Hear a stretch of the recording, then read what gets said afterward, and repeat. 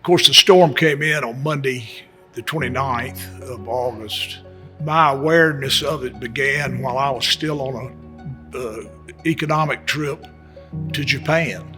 Little did I know that this hurricane that was about to hit the southern tip of Florida was going to come across into the Gulf and turn due north and hit us. That was the beginning of something I never thought I would go through in my life. Since Camille has annual hurricane practice, every year since 1969, we had very serious practice of this hurricane. Katrina turned out to be totally different from Hurricane Camille. And so we'd been practicing for 20 years for a hurricane that didn't exist. We practiced for the wrong hurricane, and it was unbelievable. Dr. Mayfield called me on Saturday.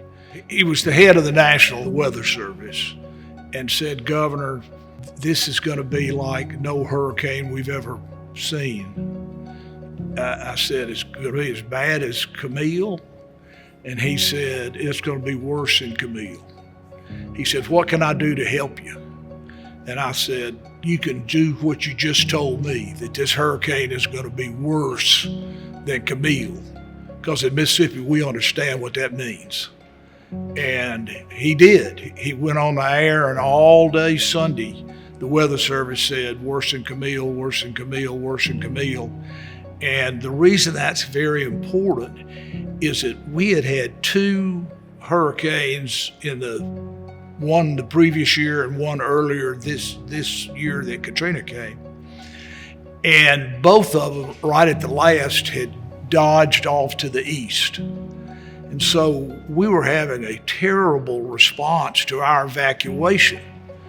And it was really important that Dr. Mayfield made the announcement, "Hey, y'all get out of there, because this is going to be worse than Camille." And the last day and a half, most of the people who evacuated in the last day and a half. And one of the biggest people in all of that was Trent Lott, because Trent, he was telling people he wasn't going to evacuate.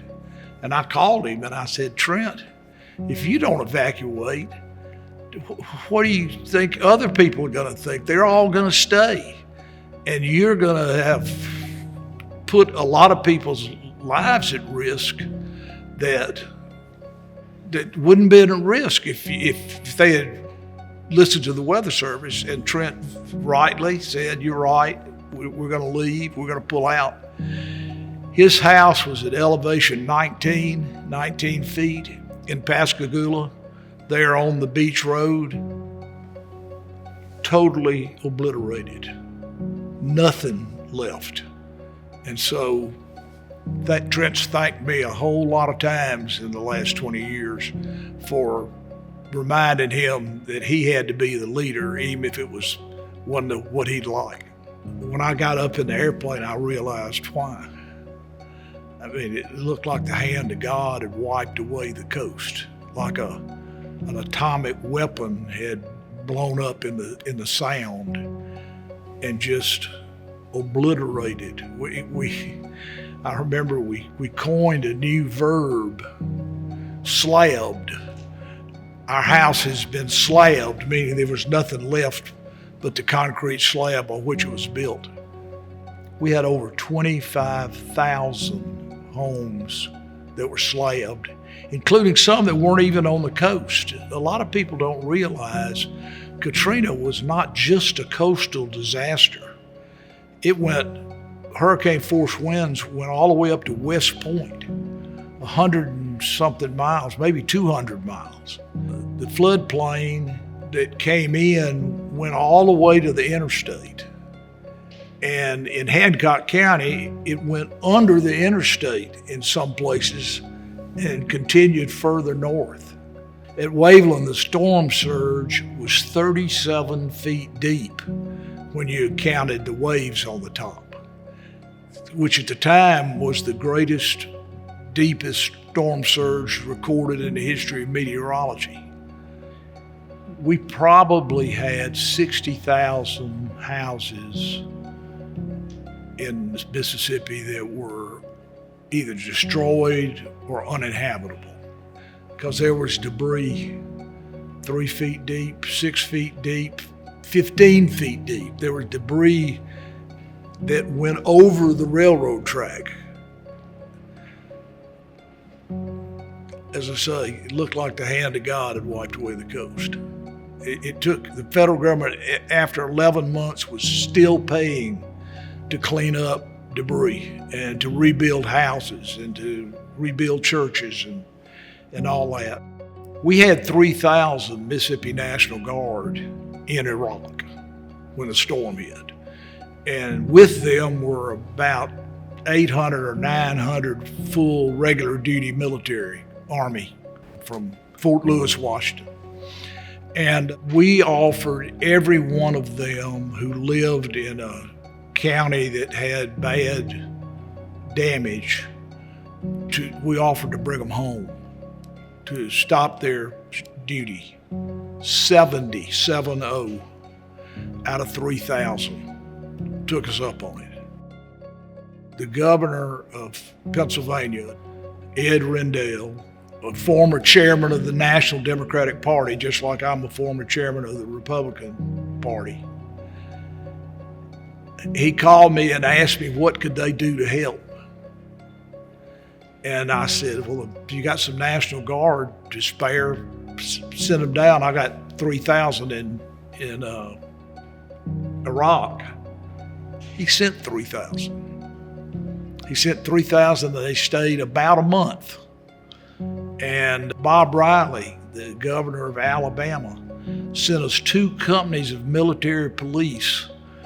When Mobile was underwater, he sent 2 companies of his most important people to help in a disaster over to us.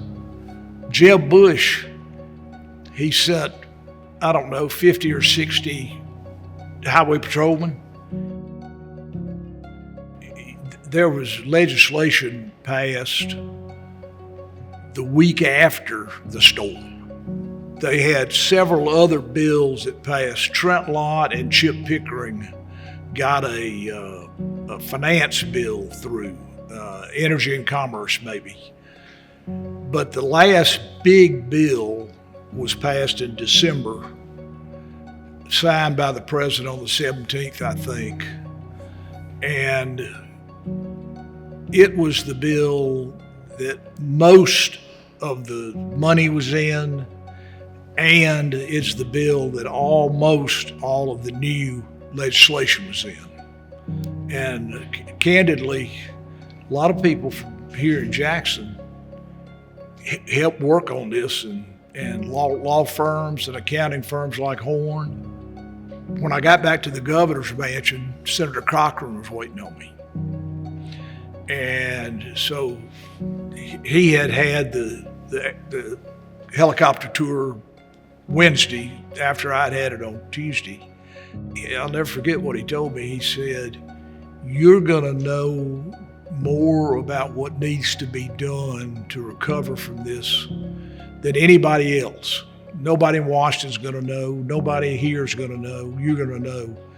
You tell me what you need, and I'll do everything I can do to get it for you." He had waited and worked with us and worked with the Bush administration and worked with Congress, the House, and at the end of the day, he got us $24.5 billion, which helped Louisiana, because Louisiana just said they wanted the same programs we got, and it helped Alabama. A lot of people forget, night after the storm, Mobile had water 10 feet deep in downtown.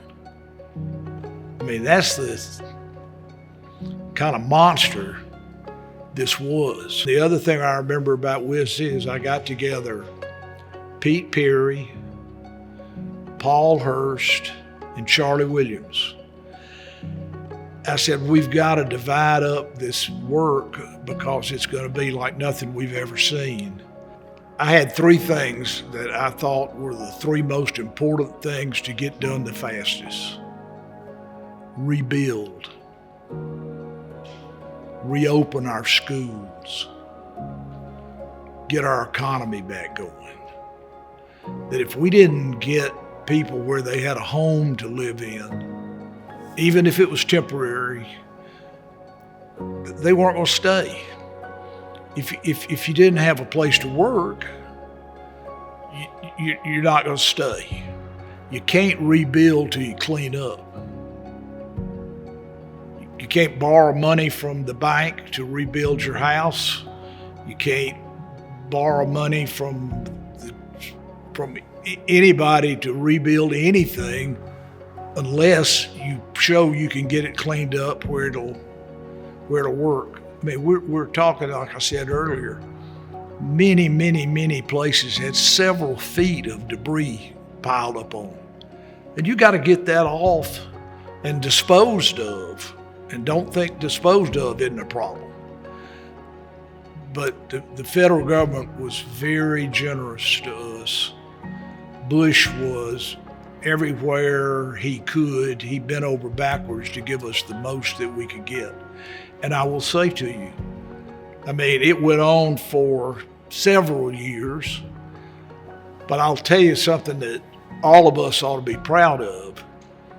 At least two inspector generals, the accounting department for a federal agency, at least two of them wrote up Mississippi's programs as what ought to be the national standard. And it was because we took accounting and keeping up with the money seriously and did a good job of doing it. I think Mississippi ended up being able to legally account for over 99% of the money we received. But we set a standard here for playing by the rules and getting the federal government its money's worth. My sainted mother used to say, crisis and catastrophe do not create character. They reveal character.